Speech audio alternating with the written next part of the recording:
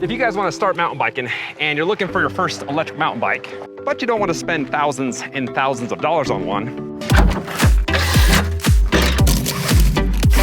this is what I would get. This is the Aventon Ramblas, which only cost $2,700. Now for a normal e-bike, that's a lot of money, but for an electric mountain bike, it's actually a pretty good price. Now before I get into the review, I want to talk a little bit about who Aventon is, in case you guys don't know. The first is, these guys have made the most popular fat bike in the US. And then the second thing is that these guys are in 1,800 bike shops scattered throughout the US. So apparently people like this brand, they trust them, and they make a pretty good bike. Those were a lot of assumptions. I guess I should probably ride the bike before I say stuff like that, right? Okay, so with all of that being said, how did Aventon do on their first e-mtb? That is what we're gonna find out. Before I started the review, I got on YouTube and searched the bike, and I found out that there's a ton of people that have reviewed this. I thought it was valuable for you guys to hear some of the things that they had to say about it. This little Aventon Ramblas has exceeded expectations. For a starter mountain bike, this thing is excellent. This suspension is way more capable than any other coil-style front fork that I've ever ridden. The Ramblas is overall a rock-solid e-mtb that frankly exceeded my expectations for a Gen 1 product. I like that Aventon designed it in-house. Everything just works together more seamlessly. As I've, spent this time on the Ramblas, and kind of the more I ride the Ramblas, the more I get impressed. The more I kind of keep thinking that this is, again, kind of a shot across the bow to the more endemic, cycling brands out there. First thing to talk about is the frame. You can pick this up in two colors. They offer this in 4 frame sizes with a combined rider size rating of 5'1" up to 6'5". This is the medium size, which weighs 52 pounds, and this one, along with the other sizes, can hold up to 300 pounds. Now, as far as the frame, there's 3 things that I really like. The first is the internal wiring. You just have one wire out in front, and then all the other wires go internal at the head tube, which makes it super clean up front. And then check out the welding job. Just super smooth up here by the head tube, coming down underneath the saddle, and then down by the cranks. They've done an excellent job of making this just look beautiful. And then the paint job actually sparkles a little bit. So the design as far as the frame, as far as a clean and sleek looking bike, I give it 10 out of 10. Now, how about power? Well, Aventon has done something a little bit different than a lot of other brands do. And that is putting in their own mid-drive motor. Most bike companies are going like the Bosch route or buying some motor from a third company, but these guys didn't. This is an Aventon motor. It's got 250 watts and 100 Newton meters of torque. Now, when you use the control pad and turn this to turbo mode, you got some power. It's hard to tell, but I am in the middle of this very steep hill. This is over a 25% grade. And this is my most favorite thing about this bike is that if you do start on a hill, pretty easy to get up and go. Here we go. Yeah. Let's just do it one more time from the bottom. Here we go. Yeah, I mean, this is just a joke for this bike. And this doesn't have a hill size rating, but it can climb something much steeper than that. Got another steep hill here. The bike is doing 100%. You just got to keep the pedals turning. Now I want to talk about the motor reaction time, because the power delivery, how it's delivered, how much is delivered, is just spot on. That alone makes this bike feel like a high-end mountain bike. As soon as you put any pressure on the pedals, the motor gives. And as I climb up this little steep part, you can kind of hear that motor starts outputting more. Coasting down, it shuts off. It makes this such an intuitive ride.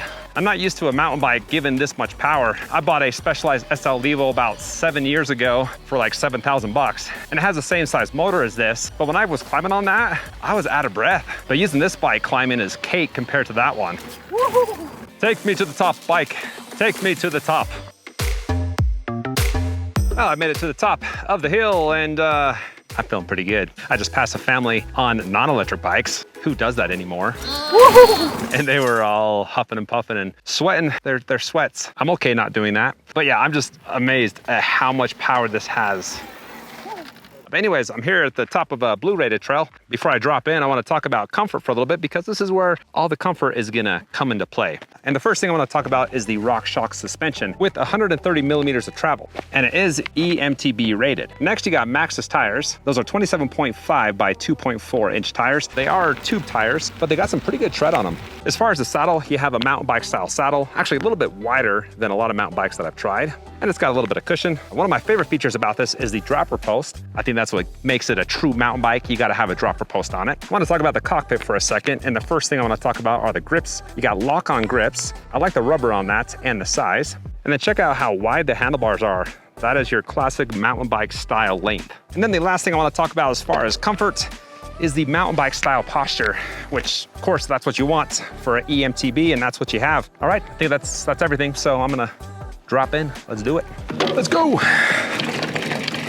Got a little bit of rattling somewhere, but this trail is also pretty dang bumpy. Oh, this is handling it much better than I was expecting, which seems to be the common thing to say with this bike.